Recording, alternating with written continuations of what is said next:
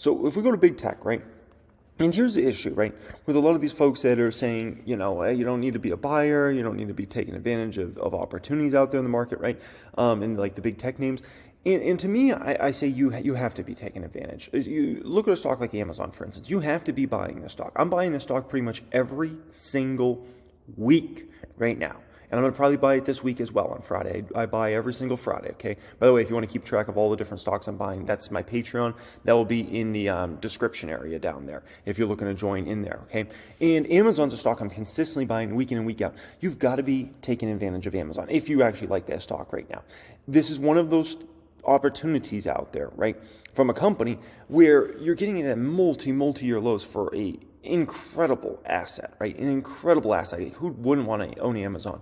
And to try to play around and say, well, Amazon might go to, 88, so I'll wait till it goes to 88 or something like that. Like if it goes to 88, just buy more shares, right? As long as you always have more income than expenses every month, you're always in a position to buy.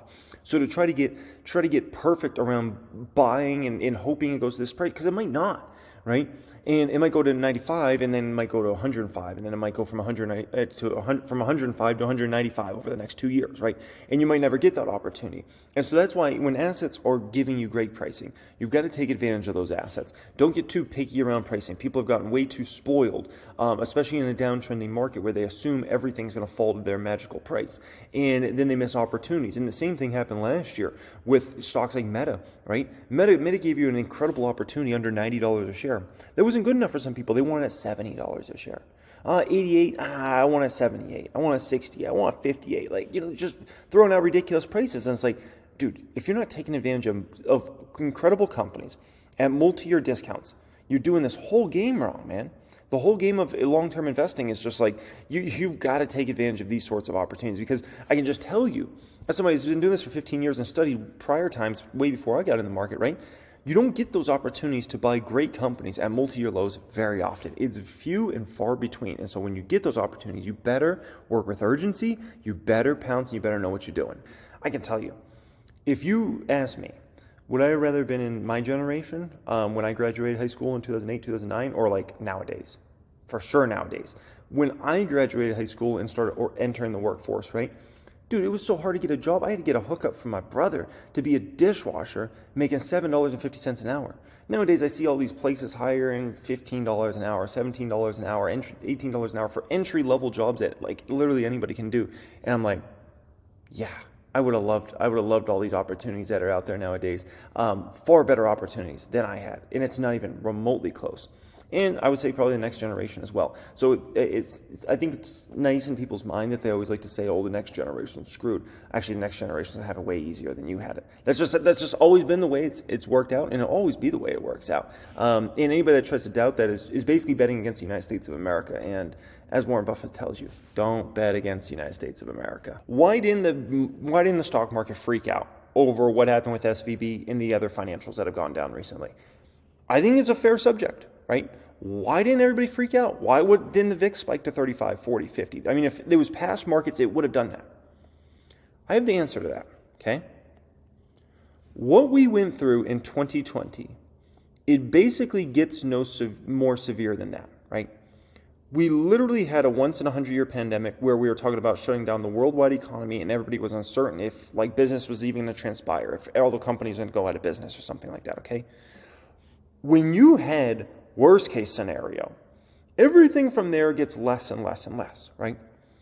So then we had a second dramatic scenario. The first W situation, okay, in Europe since WW dose, okay? Think about that for a moment. Oh my gosh, how insane is that to think? Since the 1940s, we haven't had a scenario like that. So we have a once-in-a-100-year pandemic. We're the first W over there since the 1940s. Oh my gosh. And so the market becomes desensitized to scenarios. So when you say, okay, a bank failed, this bank failed, whatever, right? No one ever heard of SVB Bank, let's be honest, prior to 3 weeks ago, essentially, right? Signature Bank, no one ever heard of that. Like these are banks that, these are not JP Morgans, these are not Wells Fargo, Bank of America, that you can say, and like everybody's like, oh yeah, I know them, right? And so with those go under, the market kind of is like so desensitized because it's been through so much traumatic experience that it's like, that's nothing. Oh, that's all that's going on? And so that's why you didn't get this huge VIX spike that the bears had predicted, right? That's why you didn't get, oh my gosh, everybody's got to sell the S&P 500 off 5, 10, 15, 20%. You would have got that in past markets. But when you're so desensitized, investors are like, just another thing. Big deal, okay? So in regards to RH, what's happening here? Check this out. So fiscal year GAAP net revenues, almost $3.6 billion versus $3.75 the previous year. So not a disaster, right? Gross margins 50.5 versus 49.4 last year. That's actually really good to see, right? GAAP operating margins 20.1% versus 24.7%. So that's the little troubling, huge declining operating margin there.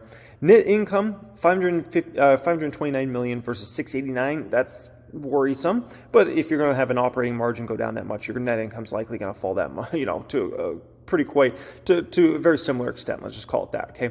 GAAP diluted earnings per share 1990 versus 2213 there. Okay. Now the worst part is the business is deteriorating faster now. Okay. So if you look at their latest quarter, as far as percentages, they're all getting far worse than what the year-over-year numbers were for the full year fiscal year, okay? If you look at the fourth quarter of 2022, net revenues came in at 772 versus 903 the same time last year. GAAP gross margins came in at 47.8 versus 50.5. Operating margins came in at 14.5% versus 24.1% at this time last year. Net income came in at 107 million versus 147 million. What is that? 30-40% decline, something like that. EPS 421 versus 491 was expected there. And then on an adjusted basis, 288 versus 566. Okay, so what this means is not only is our business deteriorating, but it's deteriorating much more recently than it was, let's say, several quarters ago, okay? So it's very, very troublesome. A company like RH is going to tell you how rich people are feeling. That's the bottom line. This is a company that sells to the wealthy, specifically the top 10% of income earners, top 10% of the wealthy. And ultimately, when RH is doing very well, that means usually the wealthy are out there spending, they're feeling confident. When their numbers are really bad, that means they're definitely not feeling so confident about the state of things, okay? So RH is a stock I do want to own. It's not a stock I currently own, but I would bet I'm going to change that pretty soon, okay? And this is a stock I actually want to build a position in. I like the company a lot for the long term, but there's no doubt they're going through a very bad time short term, and it's likely going to continue on at least in the short term here, okay? All right, question is, when do I start a position, okay, in RH?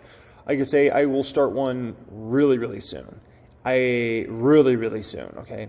And the reason being is now they've, in my opinion, just thrown kitchen sink in terms of horrible guidance for not just this coming quarter, but for the full year.